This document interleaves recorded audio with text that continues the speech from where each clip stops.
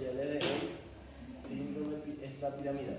Vamos a hablar primeramente del síndrome piramidal, haciendo un pequeño repaso para poder luego asociar a él. La palabra síndrome en semiología significa conjunto de signos y de síntomas de una persona. Se supone que primeramente una persona cuando va a buscar asistencia médica debe tener un motivo de consulta. Ahora, el síndrome piramidal, ¿qué motivo de consulta puede producir en una persona? Pérdida de la fuerza muscular. ¿Bien? ¿Qué más?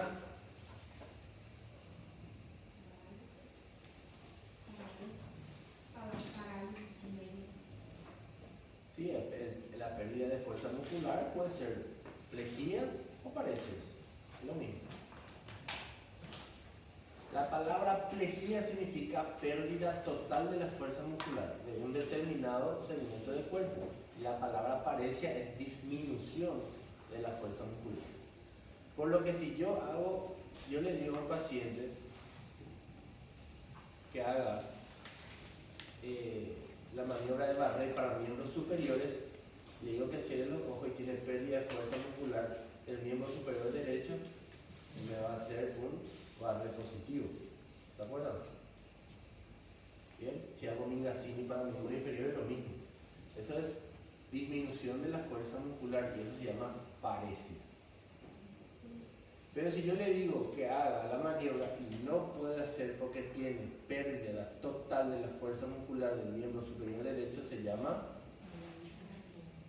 plejía.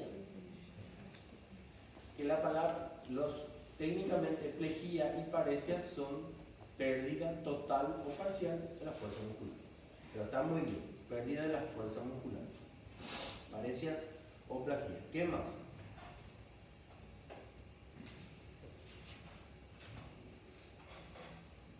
Dentro del síndrome piramidal.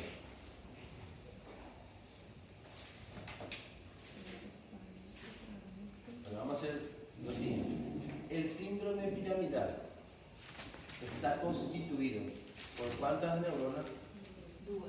Dos. La primera neurona, ¿dónde se encuentra? El cuerpo de la primera neurona. Corteza cerebral. ¿En qué lugar? Corteza motora.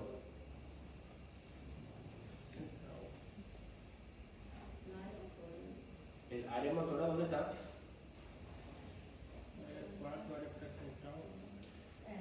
En el área 4 de goma. Bien, el área motora. Corteza cerebral que está a nivel parietal. Y vimos nosotros la gráfica de dónde está ubicada. Toda esa área 4 tiene que ver con la inervación de la motilidad voluntaria. Desde los pies hasta la cabeza está graficado ahí en la imagen. La vía piramidal hace sinapsis en su segunda neurona motora a nivel del sistema nervioso central para los pares o nervios craneales, ¿dónde? ¿Dónde hacen?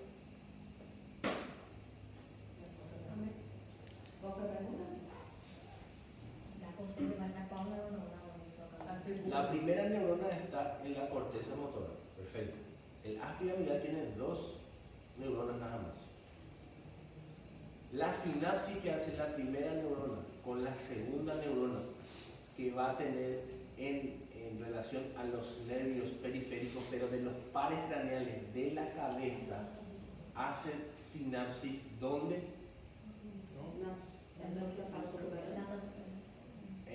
Exactamente, pero ¿en qué estructura?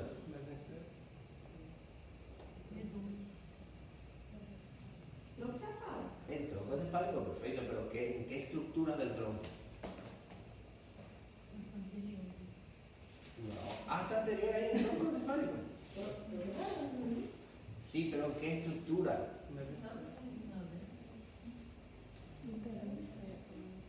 ¿Qué hay ahí que vimos que son redonditos?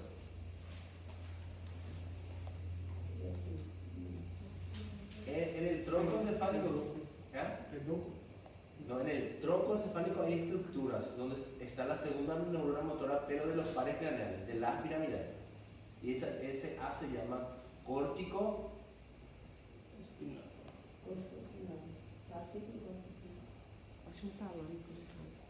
córtico nuclear, porque la primera neurona hace sinapsis con la segunda neurona en los núcleos del tronco encefálico, que son núcleos motores efectores de los pares craneales.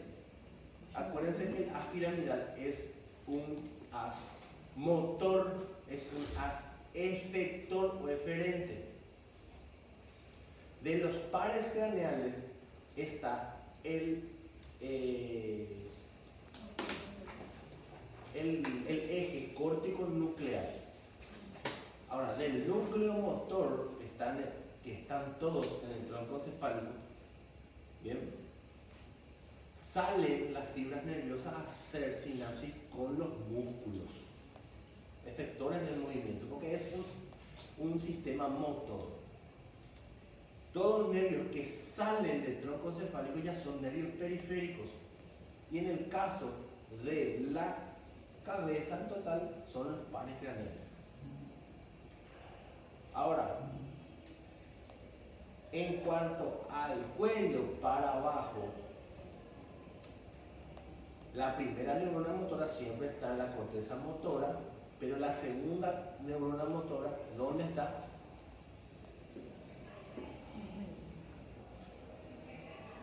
¿Dónde está la segunda neurona motora?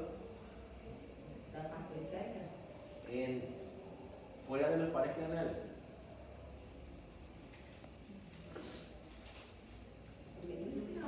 En la médula espinal, correcto. ¿En qué parte de la médula? ¿En qué parte de la médula? En la asta anterior, correcto. Entonces, de ahí salen los nervios espinales. ¿Bien? Perfecto. El sistema piramidal es un sistema motor. ¿Bien? Esto, la información inicialmente se produce en corteza motora.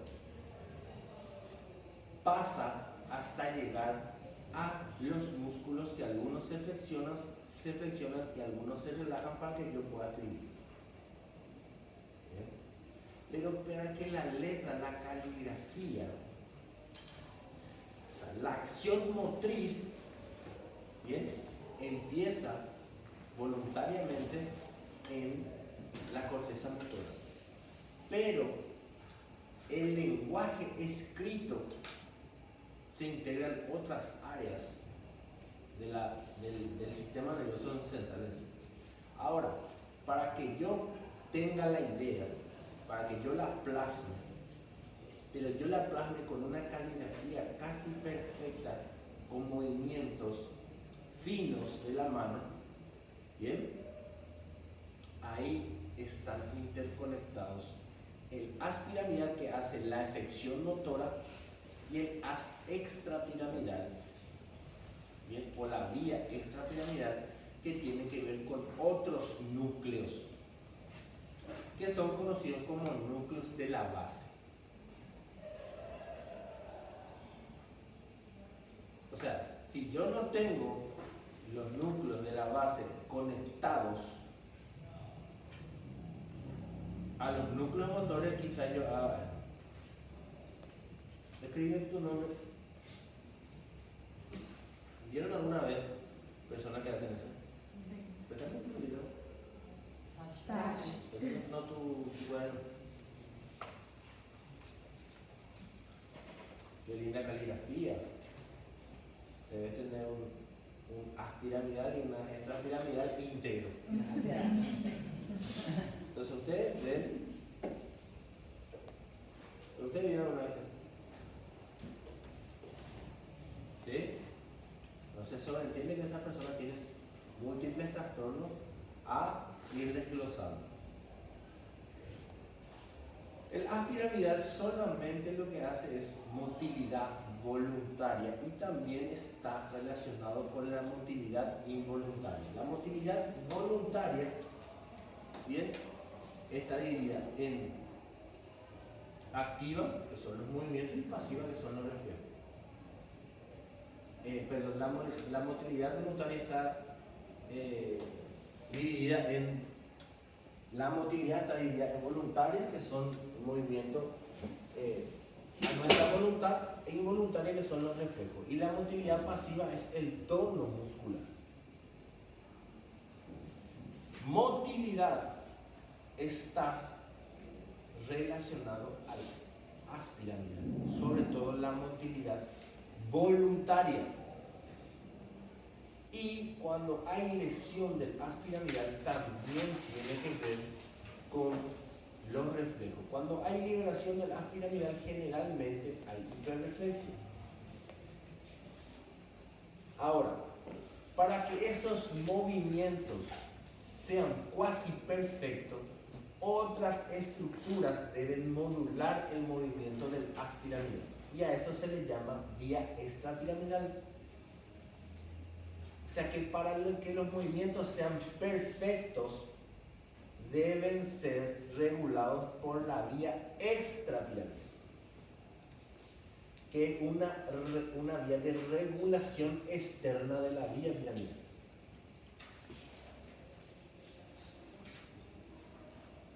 Bien, ahora en la bibliografía les voy a poner unas partes del libro que quiero que lean, que son muy puntuales y son muy importantes. Primero, la definición del concepto.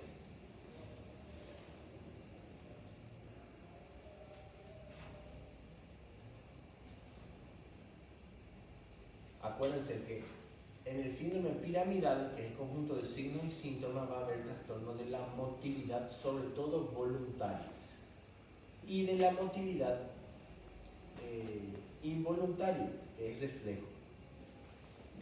¿Qué va a haber? Va a haber paresias, plejías, hipo o hiperreflexias, generalmente. O sea, si una persona viene con paresias o plejías o trastornos de los reflejos con paresias y plejías, probablemente lo que tenga es un síndrome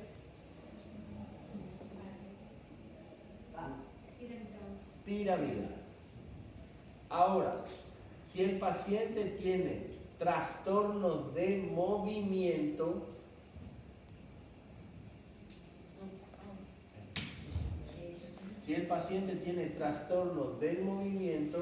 trastornos del tono o trastorno de la postura, probablemente el paciente tenga un síndrome extrapiramidal. Ahora, la introducción del libro dice: desde el punto de vista anatómico y fisiológico, que es lo que después condiciona los signos y síntomas, los síndromes extrapiramidales se deben al compromiso del sistema extrapiramidal, que está constituido por los ganglios basales con núcleos grises y sus conexiones. El sistema extrapiramidal interviene en el control del movimiento voluntario y tono muscular y participa en la producción de movimientos automáticos y asociados. ¿Bien? Entonces, ¿qué es lo que vamos a tener si es que el paciente tiene un síndrome extrapiramidal? Trastornos del movimiento voluntario e involuntario, trastornos del tono y de la postura. Acá no hay aumento ni disminución de la fuerza muscular como el síndrome piramidal, ni hiperreflexia ni areflexia. Acá lo que hay trastornos del movimiento, que vamos a ver cuáles son, trastornos del tono muscular y trastorno de la postura. En el síndrome piramidal también puede haber trastornos del tono muscular, sí, pero hay diferencia entre uno y otro.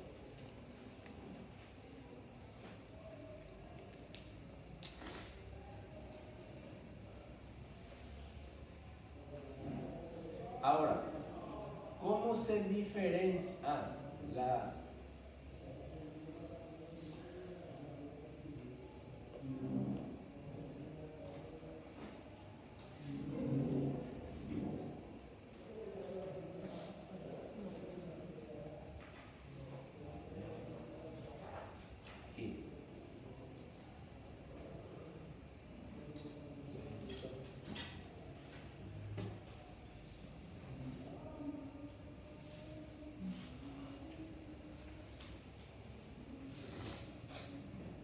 Ahora, toda fisiología y funcionamiento está relacionada con la anatomía.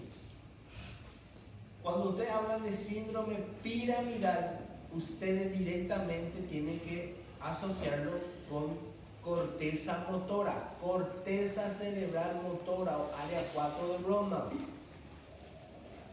Pero cuando hablan de vía extrapiramidal, tienen que directamente asociarlo con los núcleos de la base, que es el caudado, el putamen y el lobo pálido.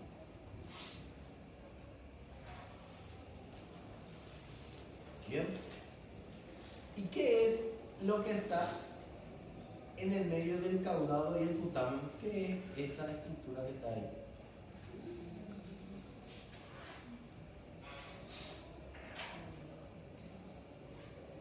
¿Qué es eso blanquito que está ahí?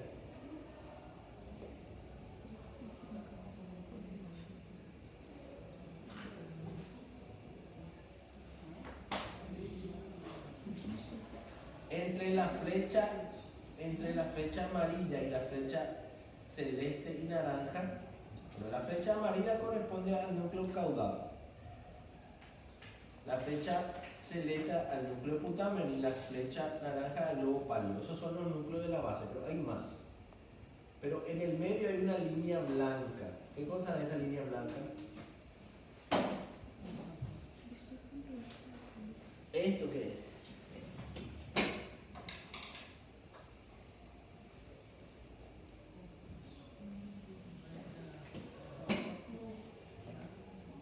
Anatómicamente, ¿qué estructura es esa? ¿Ah? Los ventrículos son estos. Cuerno anterior de ventrículos laterales, cuerno posterior de ventrículos laterales, tercer ventrículo, cuarto ventrículo. Esto, blanco. ¿Qué cosa es blanco en el cerebro? ¿Eh? ¿Qué cosa es blanco en el sustancia? ¿Qué cosa es la sustancia blanca?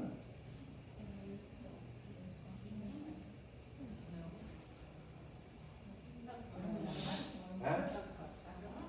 Los cuerpos neuronales, sustancia blanca.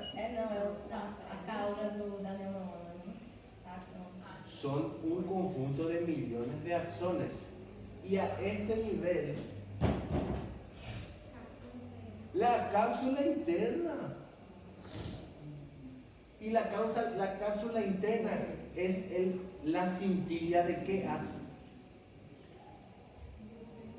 Del piramidal.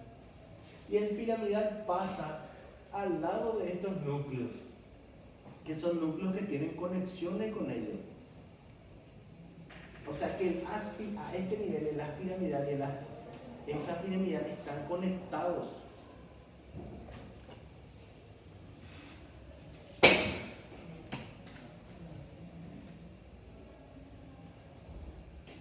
Miren los ganglios basales, lobo pálido, tálamo, sustancia negra, algunos núcleos del cerebelo también están relacionados con el extrapiramidal. Miren a este nivel, ¿cómo se llama ese corte? Corte coronal. Muy bien. Miren el putamen, lobo pálido, núcleo subtalámico, sustancia negra, hipotálamo. Ahí donde dice sustancia negra, cuando hay destrucción de la sustancia negra, las sustancias negras son núcleos de cuerpos neuronales que producen dopamina. Y la disminución de la dopamina que generan estas células de la sustancia negra está relacionada, por ejemplo, con el Parkinson. Y en el Parkinson hay todos los signos y síntomas de un síndrome extrapiramidal. ¿Bien? O sea, cuando usted habla de síndrome extrapiramidal, es trastorno de movimiento voluntario, tono y postura a consecuencia de una lesión de la vía extrapiramidal en donde los núcleos de los mismos son los núcleos de la base. ¿Sí?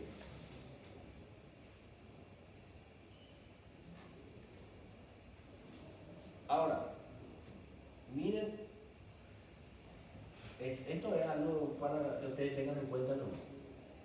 Desde la corteza, que es vía piramidal, hasta su conexión con los núcleos putame, caudado, globo pálido, tiene que ver con neurotransmisión.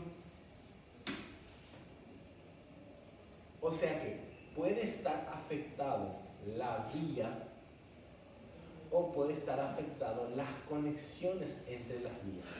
Y las conexiones entre las vías son conexiones neurohormonales, o sea que están dados por neurotransmisores. El sistema GABA, el sistema ácido glutámico, dopaminérgico, todos esos son sistemas de neurotransmisión que ustedes debieron haber visto así, pero a grandes rasgos en fisiología. Sistema de GABA, sistema dopaminérgico, sistema del ácido glutámico, etc. Esos son sistemas de neurotransmisión.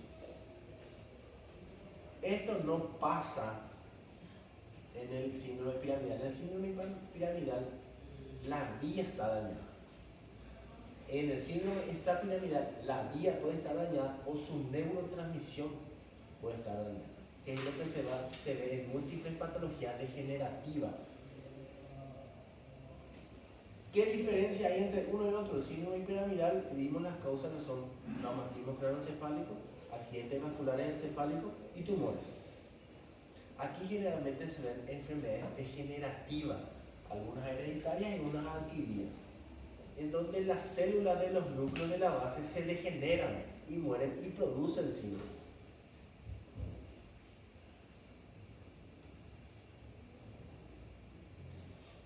Miren las interconexiones que hay.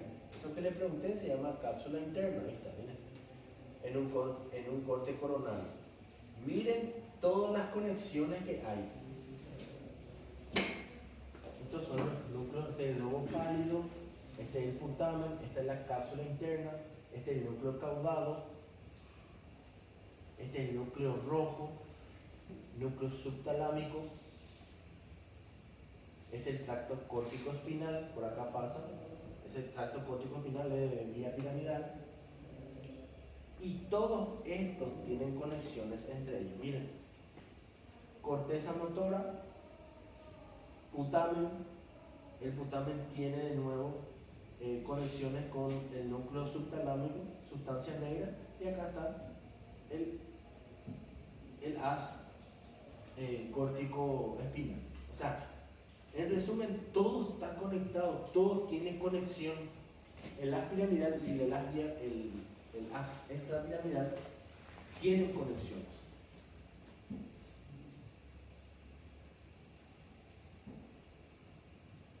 Miren las conexiones que hay.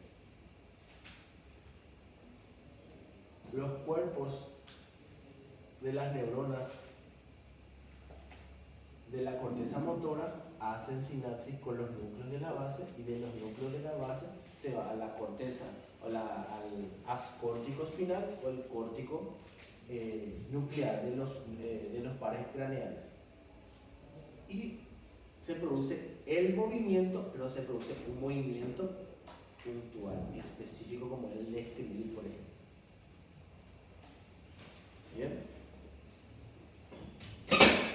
O sea, para yo hacer mi nombre, Luis Batilana, así tal cual, todo eso se pone de manifiesto.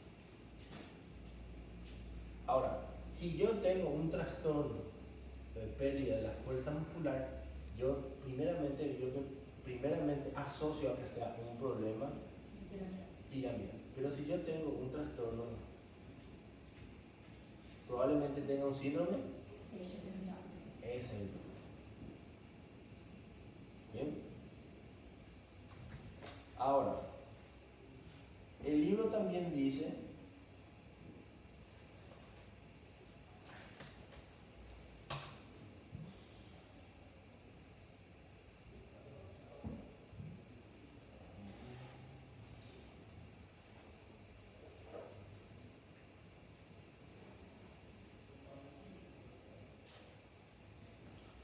por ejemplo, habla de trastornos del tono. Trastorno del tono puede ser por un trastorno piramidal, sí. O puede ser un trastorno extrapiramidal, sí.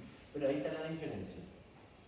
Si el problema de la hipertonía se produce por un problema piramidal, en la clínica hay signo de la navaja, que está ahí explicado en qué consiste y está muy bien explicado.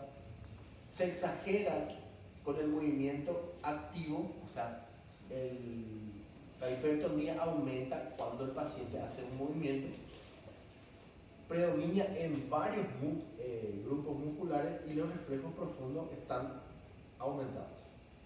Sin embargo, la hipertonía, que es aumento del tono del músculo, por un problema extrapiramidal, hay signo de la rueda dentada, ¿bien? Se exagera en el reposo, no en el movimiento, afecta por igual a músculos agonistas y antagonistas y los reflejos profundos son normales. Es algo muy puntual, pero para que después leyendo y un trastorno del tono, acaso no es piramidal o también es extrapiramidal, cuando sucede por una vía produce esos signos y cuando produce por otra vía son otros signos.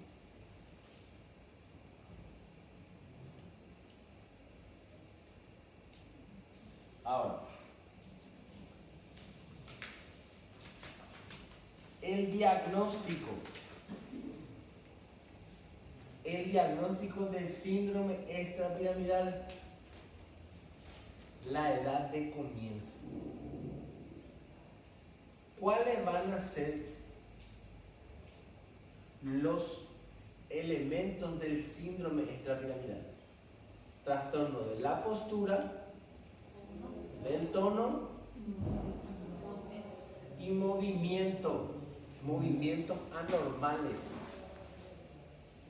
Síndrome piramidal, ¿cuáles van a ser los signos? Pérdida de la fuerza muscular y trastorno de los reflejos. Piramidal, extrapiramidal, movimientos anormales, trastornos del tono y postura. Ahora, en el caso de extrapiramidalismo, como se le dice también, es muy importante la edad de comienzo. Ahí dice el diagnóstico. La edad de inicio de un movimiento anormal, y esto es en la práctica, puntualmente cuando la persona pierde la fuerza muscular, síndrome piramidal. Ahora, cuando tiene movimientos anormales, extrapiramidal. En las prácticas se maneja así. La edad de comienzo, la edad de inicio de un movimiento anormal puede sugerir la causa subyacente. Por ejemplo, si el comienzo en la niñez indica un traumatismo al nacer, que el icterus, anoxia cerebral o una enfermedad hereditaria. Bien. Los movimientos faciales anormales aparecen en la niñez, pueden representar en forma más probable tics.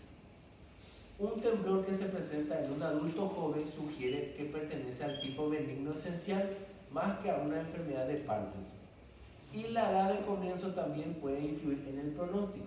Por ejemplo, en la distonía de torsión idiopática, la progresión de los síntomas hacia la gravedad es más común si se desarrollan en la niñez que si lo hacen más tarde, etcétera, etcétera. Modo de comienzo. Es probable que el comienzo súbito o abrupto de una postura distónica en un niño o en un adulto, bien, joven, se debe a reacción inducida por fármacos. Si el comienzo es más lento o gradual, en un adolescente sugiere la posibilidad de un trastorno crónico. O sea, esto ya es la parte de semiología de antecedentes familiares, cuando empezó, si empezó lento, si empezó progresivo, si el paciente consume algún medicamento. Porque en la práctica médica, las causas en adultos jóvenes o adultos más común de síndrome extrapiramidal son los fármacos. Extrapiramidal no son los fármacos. Bien. La evolución, la manera en que el trastorno evoluciona desde su comienzo también puede ayudar al diagnóstico. Por ejemplo, la corea de Sydenham suele resolverse dentro de los 6 meses después del comienzo y no debe ser confundida con otra variante de corea que también ocurre en la niñez. La corea es un tipo de movimiento anormal que vamos a ver también. Entonces, es muy importante la edad de comienzo de los movimientos anormales, porque si en un niño puede ser trastorno hereditario, kerníptero, anoxia cerebral, parálisis cerebral infantil, etc. Si en algún adolescente puede ser otro tipo de enfermedad. Si en un adulto joven puede ser farmacológico. Y si es en una persona de la tercera edad puede ser Parkinson. Muy bien. O síndrome parkinsoniano.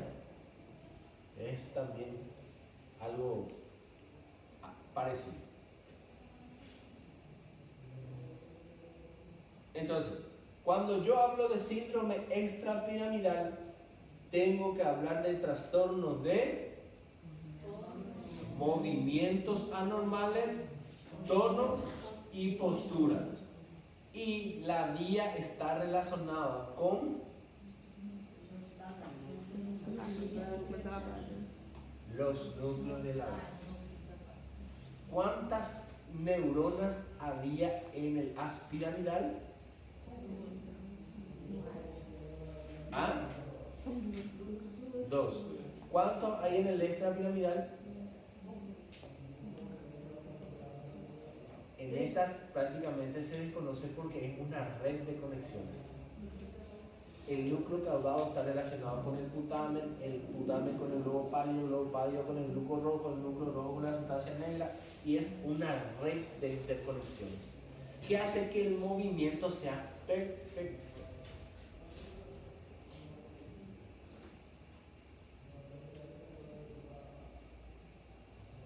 Ustedes ven en la televisión personas que se dedican a un deporte, ¿verdad? Y hacen movimientos extraordinarios, donde está la fuerza muscular, ¿bien? Y la coordinación. Pero no solamente la rapidez mental, la fuerza muscular, la coordinación y la resistencia a la fatiga. Todos esos procesos mentales y físicos se tienen que integrar para que una persona se destaque en una disciplina deportiva, por ejemplo. Después están los deportes, está el fútbol. Ustedes ven que algunos futbolistas tienen movimientos del cuerpo extraordinarios que lo integran o lo suman a la velocidad. Ahora, un deportista es integral cuando tiene movimientos espectaculares, lo hace a una velocidad espectacular, pero aguanta todo el encuentro. Porque si yo tengo un jugador que es espectacular, pero me aguanta 10 minutos en el partido de 90, voy a perder todo el partido a la larga, ¿verdad? Entonces, la persona tiene que tener resistencia, fuerza y debe tener coordinación. Y también la magia de todo, que es la magia de todo, que es la calidad, el talento. Y ese talento se integra de nuevo en otras áreas del cerebro. El talento generalmente se encuentra en la corteza motora. Filogenéticamente, ¿qué quiere decir eso? El estudio que se hace del cuerpo humano y la evolución del cuerpo humano hace que los núcleos de la base sean estructuras del sistema nervioso central mucho más viejas o antiguas que la corteza, por ejemplo.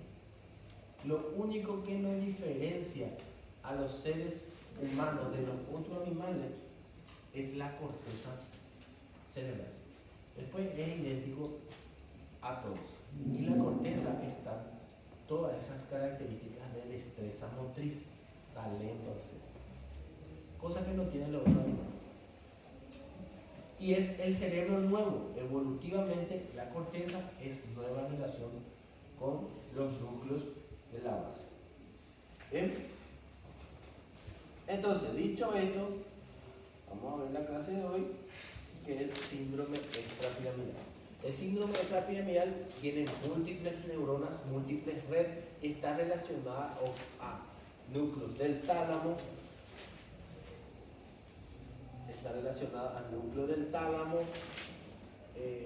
núcleo de la base e inclusive el cerebelo. Y también está conectado con el haz piramidal, que hace que los movimientos del haz piramidal sean perfectos.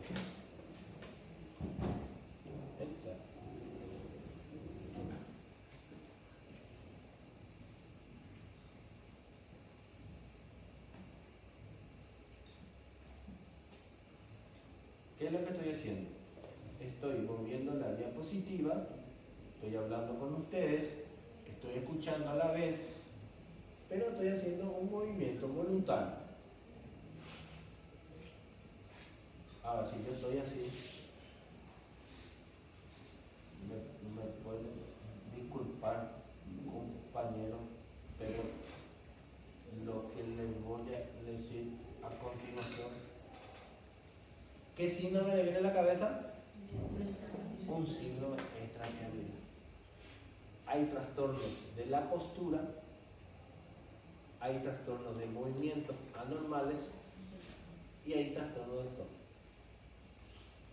Entonces, el síndrome extrapiramidal, siempre ustedes van a tener esta imagen que es la imagen de una persona de edad con Parkinson, que tiene la fase parkinsoniana, que tiene la marcha parkinsoniana, que tiene la postura parkinsoniana, porque es el mejor ejemplo de todos.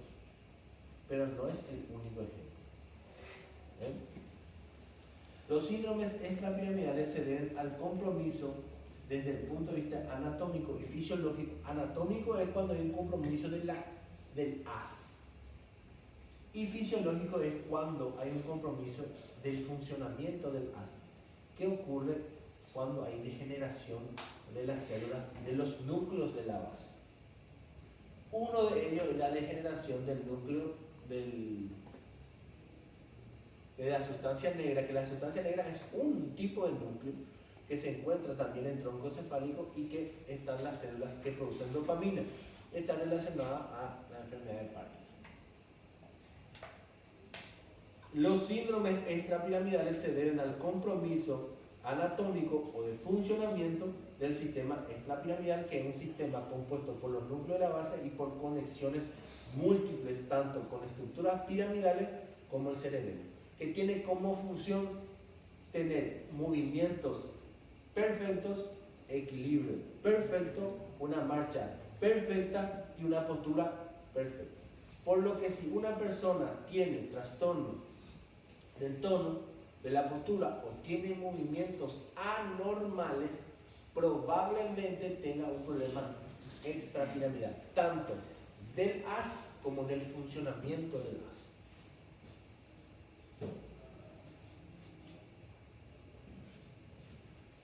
Generalidades, ya lo hablamos, siempre saber haz extrapiramidal, núcleos de la base. Tiene también conexiones con núcleos del cerebelo, también. Y la vía córtico-espinal y córtico-vulvar. O sea, esto es lo que le une al haz extrapiramidal con el haz piramidal. La vía córtico-espinal con los nervios espinales y la vía córtico-nuclear con los pares craneales. O sea, si yo tengo este, voy a tener extrapiramidalismo, pero que afecta a nervios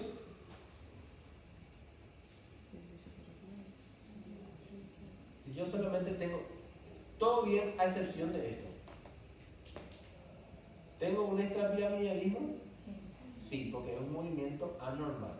Ahora, ¿dónde estará, qué nervio está afectado? ¿Pero de qué área?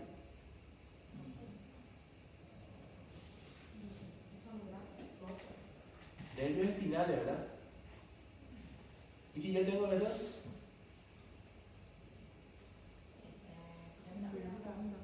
¿Eh? No, es un movimiento involuntario, es extrapiramidal. ¿Pero qué nervio está afectado? Área motora del nervio facial, pero es un extrapiramidalismo. Porque si yo tengo un piramidalismo, lo que voy a tener es paresia o parálisis, no voy a tener movimientos anormales. Esa es la diferencia. No caso, se afetasse todo um lado da cara, doutor, a boca também, No, ahí puede haber ya un poco de todo, pero los movimientos anormales no tienen nada que ver con el síndrome piramidal, ya es un síndrome extrapiramidal. Pero el extrapiramidal afecta la vía piramidal, por eso es que se producen los movimientos involuntarios. Pero si yo tengo esto, la afectación de nervios espinales, de la vía córtico-espinal, eso es lo que quiero ver. Si yo tengo este movimiento, es un extrapiramidalismo, pero que afecta la vía córtico-espinal. Pero si yo tengo esto, es un extrapiramidalismo, pero que afecta la vía córtico-nuclear, de núcleos motores del nervio facial, porque es músculo de la mímica lo que están interviniendo. Entonces, la generalidad es saber siempre que hay interrelación de los núcleos de la base y los núcleos del cerebelo y la vía córtico-espinal y córtico-vulvar. ¿Bien? Existen múltiples vías extrapiramidales. La vía extrapiramidal, la vía piramidal solamente tiene dos vías, subvías por decirlo así. La vía córtico-nuclear y la vía córtico-espinal. Pero la vía extrapiramidal tiene la vía estriado, nigral, o sea, múltiples conexiones. La vía extrapiramidal tiene múltiples conexiones.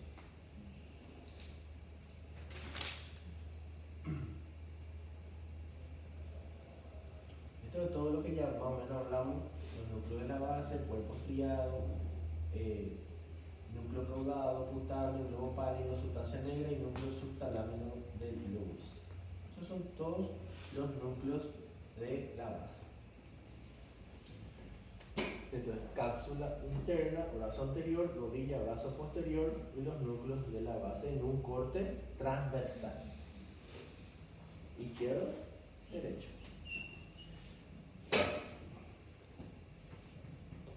Y ese es el mismo núcleo, los mismos núcleos que son cuerpos neuronales. Sustancia gris son cuerpos neuronales. Bien, y fíjense allí.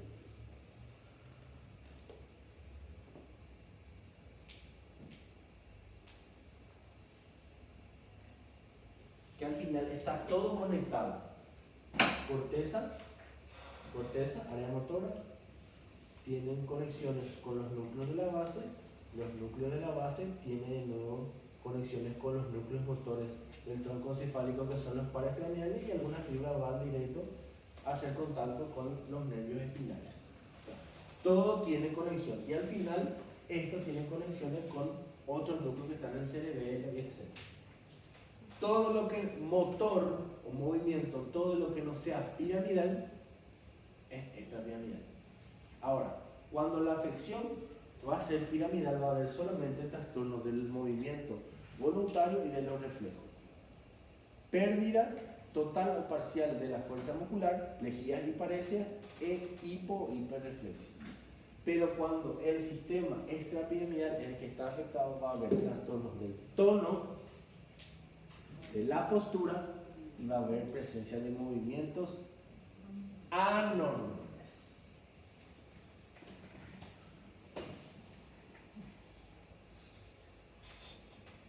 Miren todas las vías que puede haber. Hay un montón de nombres de vías extrapiramidales.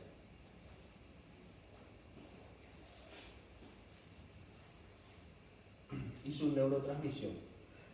Recordar que el síndrome extrapiramidal puede producirse por una lesión en las vías o una lesión, o sea, un problema de neurotransmisión. Cuando hay un problema de neurotransmisión, generalmente se produce por enfermedades degenerativas como el Parkinson, donde la dopamina deja de existir. O puede haber, por ejemplo, lesiones por muerte de células de los núcleos, por ejemplo, en hipoxia neonatal, parálisis cerebral infantil, enfermedades degenerativas hereditarias de la infancia que son raras, como la enfermedad de Huntington, que son enfermedades hereditarias donde hay muerte de las células de los núcleos basales. Y miren después las conexiones que hay entre la vía piramidal y extrapiramidal, tanto con los núcleos motores de los pares craneales como el ascórtico espinal, que va a tener conexiones con las astas anteriores de la médula espinal.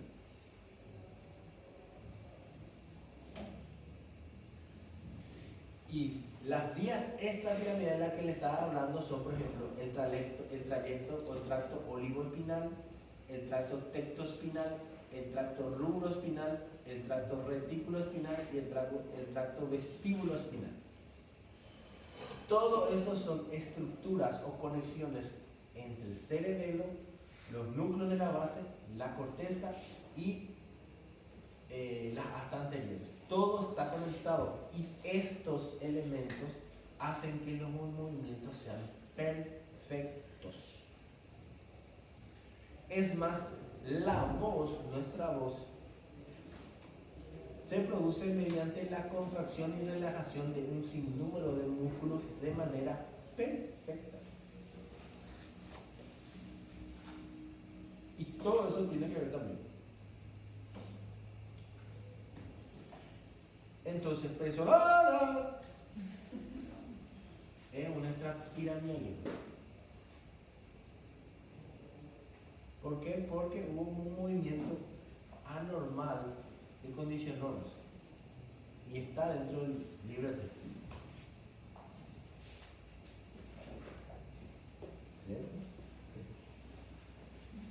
Y tener en cuenta también que el sistema piramidal, con su vía descendente córtico espinal, también guarda relación a vía extrapiramidal. Bien, síndrome extrapiramidal. Los pacientes van a venir por movimientos anormales. Bien. Los tipos de movimientos anormales son las discinesias. Pero también existe el trastorno del movimiento, por ejemplo, la hipocinesia, que son bradicinesia, o la hipercinesias. Y están las discinesias, que son los movimientos anormales. Después están los trastornos del tono. Está la hipertonía y la hipotonía, que también se puede ver en el piramidal, pero tiene ciertas características que están en el libro y explicado bien. Y los trastornos de la postura, que se llama distonía. El síndrome extrapiramidal entonces va a tener distonía, trastorno del tono. Distonía es trastorno de la postura, no confunda con el tono, porque el tono es hipertonía o hipotonía, o tono normal. Y no está ahí, pero es la hipocinesia, las bradicinesia y las discinesias, que son los movimientos anormales. Acá tienen que poner discinesia. Acá. Discinesia, movimientos anormales.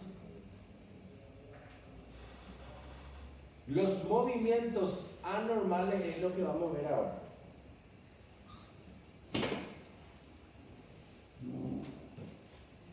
Los trastornos del movimiento pueden ser las hipo o bradicinesias, en que los pacientes se mueven con lentitud, torpeza y parece hacer un gran esfuerzo para realizar los movimientos.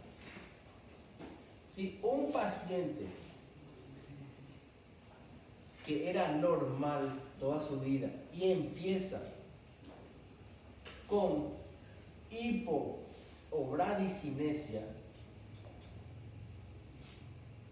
sugieren ciertas enfermedades neurodegenerativas. ¿Por qué? Porque el paciente fue toda su vida normal.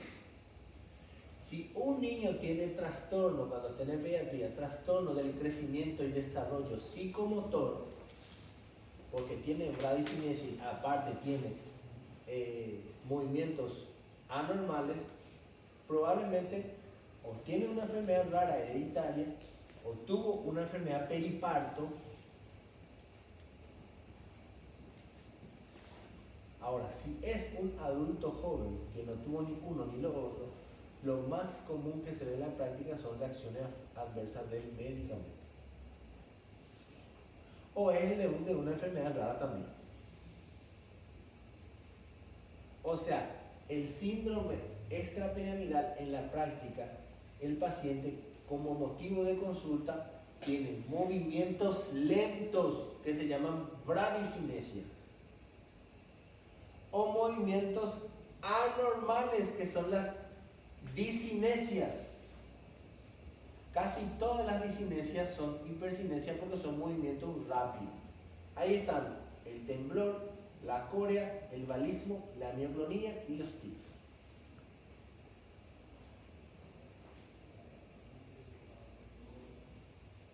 Y si el paciente tiene trastornos de hipertonía o hipotonía asociado a esto, se engloba el síndrome extrapiramidal.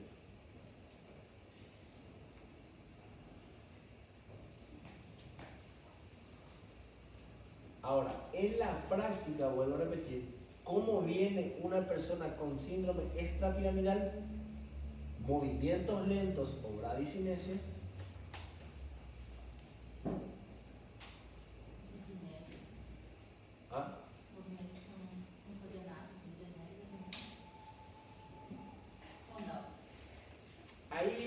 ahí ya está el síndrome cerebeloso, ahí ya está relacionado, pero en los movimientos ya discoordenado y trastorno de la marcha, eso ya está un poco más el síndrome cerebeloso, que también debemos de ver, ¿no?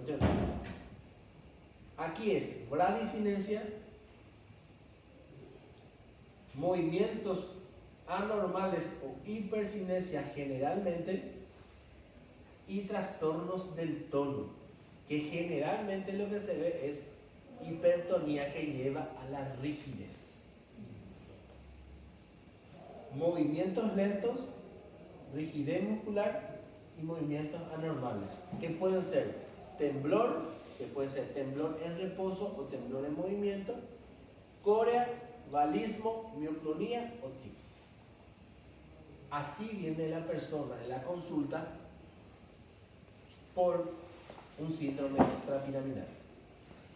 Si el paciente tiene la bradicinesia y es eso lo que prima ante las otras cosas, los familiares o la persona refieren que el paciente tiene movimientos muy lentos.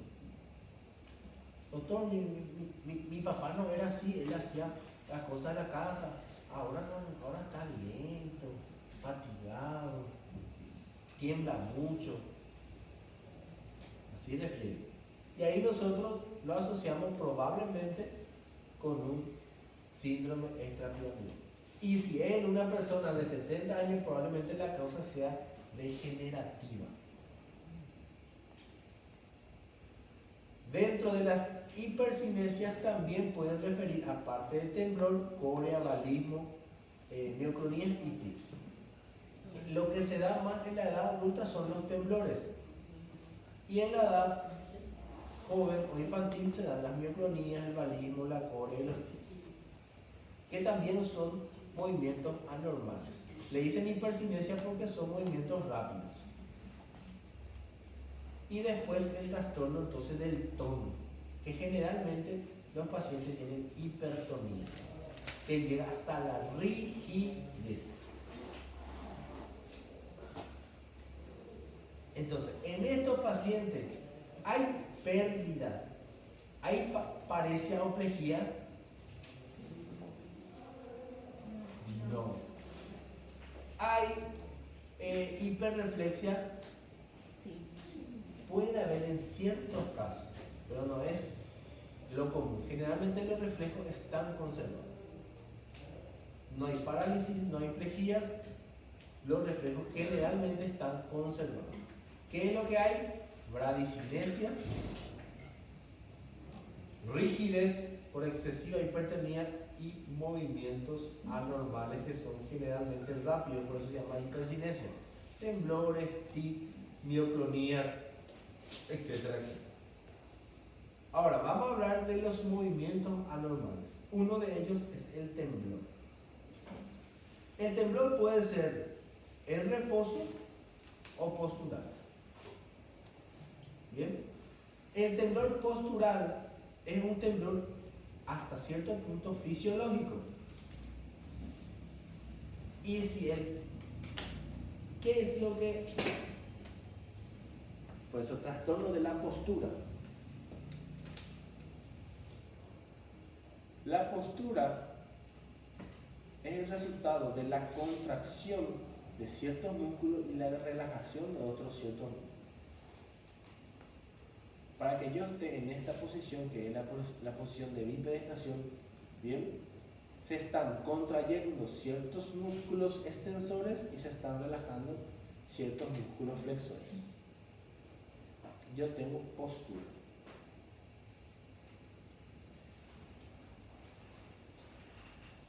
Si el temblor es postural, puedo tener yo enfermedades o síndrome cerebeloso, o inclusive yo puedo tener cierto tipo de temblor que es fisiológico. ¿Por qué? Por características, fatiga, estrés, hasta cierto punto el temblor. Está temblando, es imperceptible para ustedes, pero yo estoy temblando. Eso es fisiológico y a eso se refiere. Temblor postural. ¿Qué es el temblor? Ustedes están en el examen y yo van a tener un examen práctico, tienen que suturar y van a estar así. Y no es un síndrome piramidal, sino que es un temblor fisiológico exacerbado por la tensión del examen, ¿verdad? Ustedes están con alguien que les gusta y se topan ahí, tartamudean, y no es un síndrome piramidal, es un temblor fisiológico. Temblor intencional, el producido por la toxicidad de las drogas, fármacos, enfermedad de Wilson, que es una hepatopatía crónica. En eso ya hay una causa patológica que condiciona el temblor. Y temblor en reposo, ¿bien? Enfermedad de Parkinson. ¿Cuál es la diferencia entre el temblor postural y el temblor en reposo? ¿Esta es una hoja?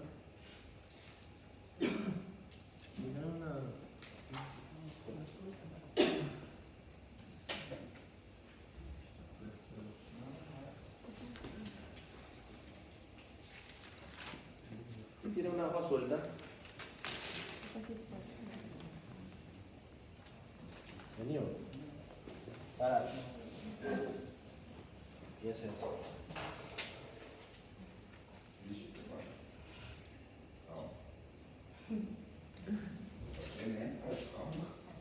Eso es un temblor postural fisiológico. Pero si ella, eso ya es un temblor patológico. Ahora, eso es temblor en movimiento o temblor postural. Séntate. Séntate, séntate. Pero sin embargo, si ella, yo le digo que se relaje y tiene la mano así, es temblor el temblor en reposo está relacionado a enfermedades degenerativas. El temblor postural está relacionado a síndrome cerebeloso, vamos a ver en otra oportunidad. O el leve temblor que ella tenía, cualquiera tiene, que es un temblor fisiológico, que está aumentado o disminuido por situaciones tensionales, estrés, etcétera, etcétera. Cafeína, heroína, cocaína y todo. Ahora, la corea. La corea son sacudidas musculares rápidas e irregulares que ocurren en forma involuntaria e impredecible. Esto es muy subjetivo porque la corea dice sacudidas musculares rápidas e irregulares que ocurren en forma involuntaria e impredecible y no son rítmicas, no se repiten. Por ejemplo, la corea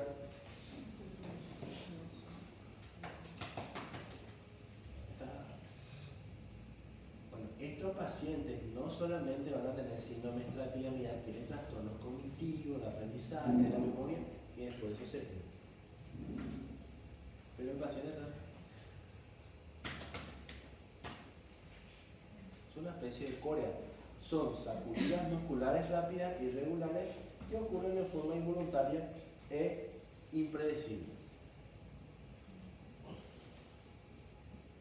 Y no tienen un patrón, no es que se repiten, no, nunca se repiten.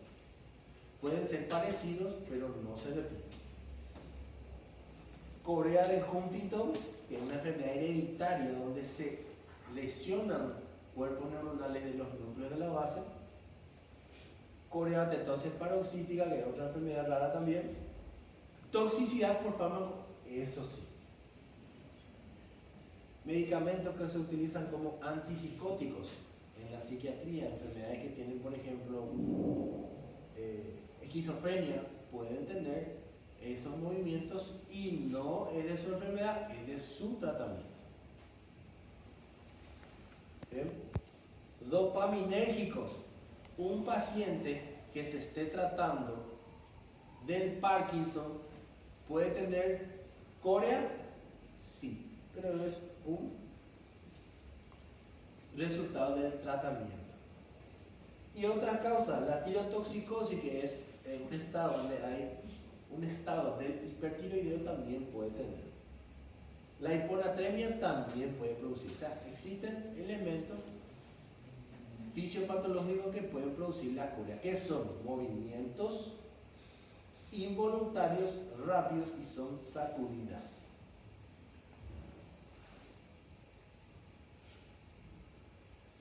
Ustedes no ven esos pacientes, en Brasil hay Teletón. Sí. Bueno, esos pacientes, que la mayoría son parálisis cerebral infantil, bien, algunos hacen, si ustedes se fijan, hacen movimientos rarísimos. Ellos tienen este movimiento, algunos sí, y eso se llama como, van a ver cómo se llama, eso se llama distonía, que es trastorno de la postura. Esa postura viciosa de años ya le produce rigidez. O sea, tienen rigidez, están todo durito, pobrecito. Tienen esta postura, bien, tienen trastorno de la postura con hipertonía excesiva, tienen rigidez, distonía o trastorno de la postura y tienen movimientos involuntarios. Que uno está así y le abre. Bien, o sea, rigidez, distonía y corea. ¿Es así o no? Bueno, entonces ese paciente tiene un síndrome extrapiramidal. Ahora, la causa que le condujo a ese síndrome extrapiramidal puede haber sido una hipoxia perinatal. ¿Sí? Muchos de ellos tienen enfermedades cromosómicas y hereditarias raras que son subdiagnosticadas. No todos tienen el mismo problema. Muchos tienen un síndrome extrapiramidal, pero están muy lúcidos y tienen un poder cognitivo muy alto. Muchos tienen un síndrome extrapiramidal, un síndrome piramidal y también por eso tienen retraso mental severo. Ahí hay retraso mental más síndrome extrapiramidal de larga data que le condujo a una posición viciosa por la extrema rigidez que tiene.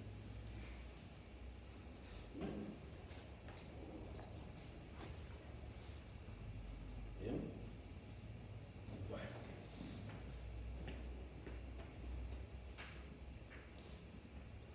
El balismo es un tipo de corea, o sea, un tipo de movimiento, pero que es violento, rápido, arrítmico, que involucra a los músculos proximales de las extremidades. El balismo, o sea, músculos proximales serían músculos del brazo y del muslo. Algo así, como dice, es una corea unilateral generalmente, por eso se llama hemibalismo. O sea, ¿qué hace? Es así como está descrito, ¿verdad? Es una corea, o sea, que es sacudidas musculares rápidas y regulares que ocurren de forma involuntaria e impredecible. O sea, la persona que le conoce al enfermo no sabe cuándo se va a producir. ¿Cuál es la diferencia entre corea y balismo? El que el balismo se produce en músculos proximales de las extremidades y generalmente afecta a solamente un hemicuerpo, o sea, es hemibalismo. Generalmente es así. Las mioclonías se observan en los miembros y también en el tronco, la cara y los ojos y el velo del paladar y la faringe y el diafragma. O sea que yo puedo tener una mioclonía de los músculos de la cuerda vocal, sí. Pero esas cosas son muy puntuales. Una persona avesada en la neurofisiología y en la neurología va a poder descartar. Bien. ¿Qué es lo que ustedes están haciendo ahora? Ustedes lo que están haciendo es entrenamiento, es abrir su cerebro y entrenar en conocimiento. Cada día ustedes aprenden voluntaria o involuntariamente conocimiento y de eso nomás se trata. ¿Saben qué es lo que ustedes tienen que diferenciar? Ustedes dicen, hay mucho contenido, mucho difícil. No, ustedes no van a ser excelsos neurofisiólogos. Ustedes lo que tienen que saber es la lógica. La lógica de la clase. ¿Bien? Clasificación etiológica de las mioclonías. Las mioclonías fisiológicas se pueden ver durante la ansiedad y durante el sueño. Está descrito que son fisiológicas, o sea que no corresponden a ninguna enfermedad. Mioclonías esenciales son algunas que forman parte de enfermedades raras hereditarias. Y mioclonía del epiléptico. Y mioclonía del epiléptico. Para que le diga amor, llamarlo, ¿verdad? Y mioclonía del epiléptico, mioclonía epiléptica aislada, epilepsia mioclónica de la infancia. ¿Algunas crisis convulsivas dentro de la epilepsia puede producir mioclonías? Sí, en el caso de las convulsiones también se afecta la vía extrapiramidal, pero de manera momentánea y es causante de las mioclonías. Pero esas son puntualidades. Después están los tics. ¿Los tics qué son? Los tics son movimientos involuntarios, simples y transitorios. Pueden ser crónicos o pueden ser agudos. Los tics, ustedes saben, ¿no? Como el que tengo yo. Sin darse cuenta, uno ya hace esto.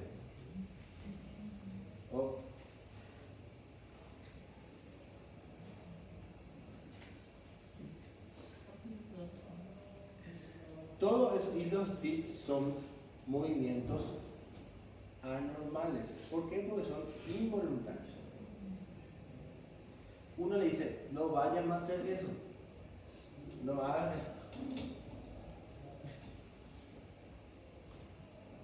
Hay montones de tics. Los tics son movimientos involuntarios donde la persona no se da cuenta que haga. Hay montones de tics. También forma parte de movimientos involuntarios y también forma parte del síndrome extrapiramidal. Y después está la asterixis, que corresponde a una brusca interrupción del tono postural con ausencia de la contracción muscular. Y ese es el...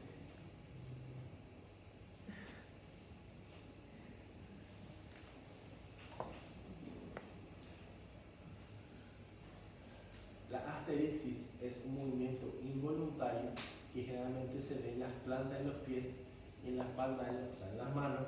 El paciente no se da cuenta y hace esto. O si no, tiembla. No es un temblor, es muy lindo, o si no sería temblor. Le dicen flapping o asterixis. También es un hallazgo muy puntual. Asterixis o flapping también es un movimiento voluntario y también corresponde al síndrome extrapiramidal. Mioclonías, asterixis, tics, temblor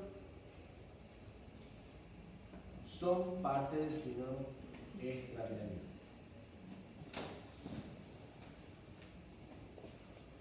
Ahora, yo le pregunto, ¿el balismo va a interferir con la marcha? Sí. ¿La rigidez o la hipertonía va a intervenir con la marcha? Sí. ¿Los tics va a interferir con la marcha? No, depende. Normalmente é. Depende. Eu vou ir, né?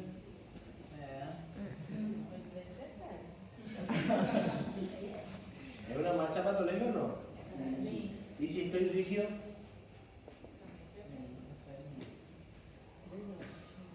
¿Interfiere o no? Sí. ¿Y si yo tengo corea? También. Entonces, las marchas patológicas también forman parte generalmente o extrapiramidalismo o un síndrome cerebeloso. ¿Bien? Y el trastorno del tono, si el paciente está extremadamente rígido, también va a tener, esta es la diferencia que le encontré hace rato entre la hipertonía del síndrome piramidal y la diferencia del síndrome extrapiramidal. Pueden leer en el libro, la bibliografía que le subí, está el signo de la navaja y está el signo de la rueda dentada. El síndrome de la navaja, que habla de la rigidez de causa piramidal, el paciente tiene rígido esto. Bien, y cuando yo le intento hacer, él me da. Ese es el síndrome de la navaja. Sin embargo, en la hipertonía del extrapiramidal es rígido. No es que me da. Ella está dura, pero yo empiezo a tratar de romper esa rigidez. Y yo rompo en forma de navaja en el caso de que la rigidez sea piramidal y en caso de rueda dentada, si es extrapiramidal. Ese es el signo de la navaja y de la rueda dentada. Bien. Los trastornos del tono pueden ser focales. Yo puedo tener hipotonía, hipertonía o atonía de un grupo localizado de músculos, o puedo tener hipertonía, atonías generalizadas. Yo puedo estar completamente rígido o puedo estar totalmente flácido. O puedo tener flacidez de un miembro o puedo tener rigidez de un solo miembro. Eso ya es la topografía del tono.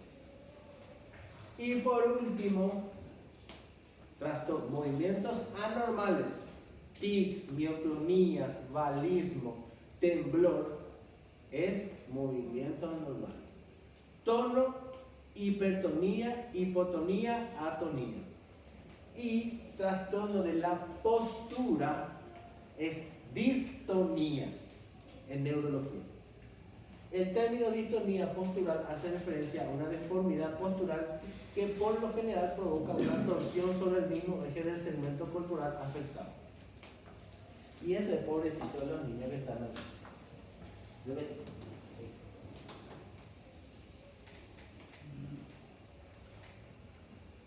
Si yo tengo esta postura, ¿es una postura patológica? Sí. Sí. ¿Es una Distonía. distonía? ¿Corresponde al síndrome Extrapiramidal. extrapiramidal? Y ahí voy a buscar rigidez, movimientos involuntarios para reunir el síndrome. Ahora, ¿cuáles son las causas del síndrome extrapiramidal? Trastornos orgánicos de todos esos ejes que son generalmente degenerativos o funcionales por trastornos de la conducción de la neurotransmisión.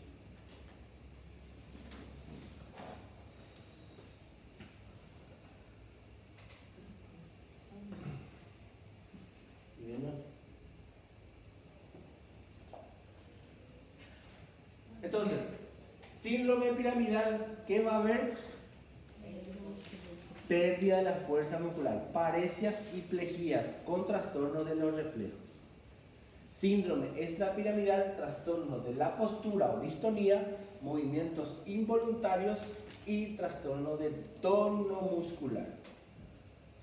¿El tono muscular también se puede ver afectado en el síndrome piramidal?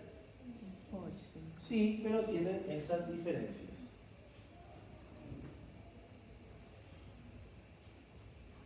E por hoje é todo. Merci beaucoup. E o exame vai ser tudo? Ou tem como El examen, muy buena pregunta, es Raquel. Tem como tirar nenhum? ¿Eh? Tem como tirar nenhum assunto? No, las preguntas van a ser totalmente objetivas de todo lo que vimos, escuchamos. Y yo no voy a estar preguntando, el haz córtico nuclear empieza la corteza 4 de goma, hace contacto con el núcleo motor y se va. No. Preguntar cosas generales, objetivas, del cual, claro. Semiologia, gente. Claro, ¿no? Neuroanatomía. Não, pelo amor de Deus. Estou fugindo aqui, neuroanatomia. El sistema del examen va a ser así mismo. Llegamos, hacemos el examen, lo retiramos. Hombres van a hacer una sala, mujeres van a hacer otra sala. Van a tener 1 hora de tiempo. Y va a ser, generalmente son 5 preguntas de 5, que son opciones múltiples, pareja, falso verdadero, subraya, relaciones con una A o con una B. Lo que ya está acostumbrado. Vamos.